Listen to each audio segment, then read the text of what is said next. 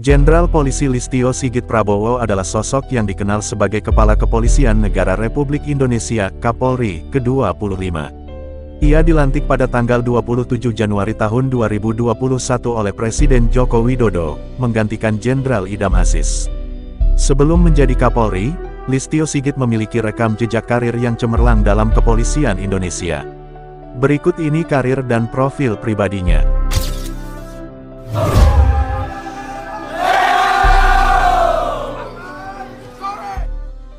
Nama lengkap, Dr. Andus Listio Sigit Prabowo, Magister Sains. Tanggal lahir, tanggal 5 Mei tahun 1969. Tempat lahir, Ambon, Maluku. Pendidikan, Akademi Kepolisian Akpol, 1991. Jabatan terakhir, Kapolri tahun 2021 sampai tahun 2024. Agama, Katolik. Ia menjadi Kapolri pertama yang berlatar belakang non-Muslim sejak era reformasi. Karir kepolisian, Listio memulai karir di kepolisian pada tahun 1991 setelah lulus dari Akademi Kepolisian. Beberapa posisi penting yang pernah dijabat oleh Listio adalah Kapolresta Surakarta tahun 2011 sampai tahun 2012.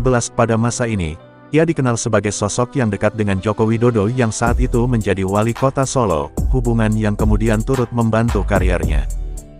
Ajudan Presiden Joko Widodo tahun 2014 sampai tahun 2016, Listio juga menjabat sebagai ajudan Presiden Joko Widodo selama beberapa tahun, yang mengukuhkan kepercayaannya di kalangan elit politik Indonesia. Kapolda Banten tahun 2016 sampai tahun 2018, di sini, ia memperkenalkan kebijakan yang tegas dalam menangani masalah radikalisasi dan terorisme.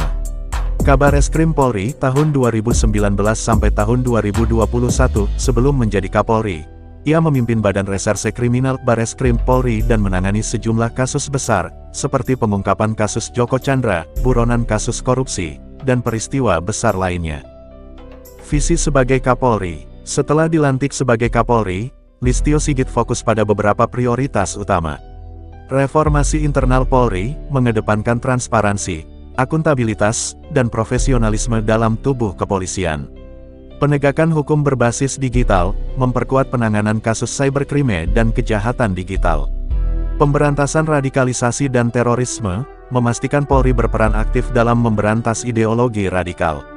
Peningkatan kepercayaan publik, mengedepankan pelayanan masyarakat dan mengurangi potensi penyalahgunaan kekuasaan di kalangan anggota Polri. Tantangan dan pencapaian. Selama masa kepemimpinannya, Listio menghadapi sejumlah tantangan, termasuk kasus Ferdy Sambo yang mencoreng reputasi Polri di mata publik.